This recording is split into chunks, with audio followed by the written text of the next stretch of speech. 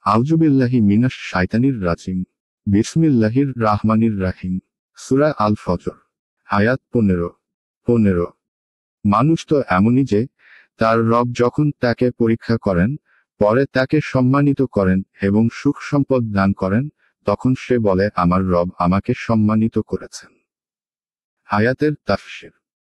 মানুষ তো এরূপ যে, তার প্রতিপালক যখন তাকে পরীক্ষা করেন, পরে তাকে সম্মানিত করেন এবং সুখ ও সম্পদ দান করেন, তখন সে বলে আমার প্রতিপালক আমাকে সম্মানিত করেছেন। এক অর্থাৎ যখন আল্লাহ কাউকে রুজি ও ধন দৌলতের প্রাচুর্য দান করেন, তখন সে নিজের ব্যাপারে ভুল ধারণার শিকার হয়ে মনে করে যে, আল্লাহ তার প্রতি বড় অনুগ্রহশীল। অথচ এ প্রাচুর্য তাকে পরীক্ষাস্বরূপ দান করা হয়। আয়াত 16। এবং আবার যখন তাকে পরীক্ষা করেন, অতঃপর তার রিজিক সংকুচিত করেন, তখন সে বলে আমার রব আমাকে হীন করেছেন। আয়াতের তাফসীর। এবং আবার যখন তাকে পরীক্ষা করেন, তারপর তার রুজি সংকুচিত করেন, তখন সে বলে আমার প্রতিপালক আমাকে অপমানিত করেছেন।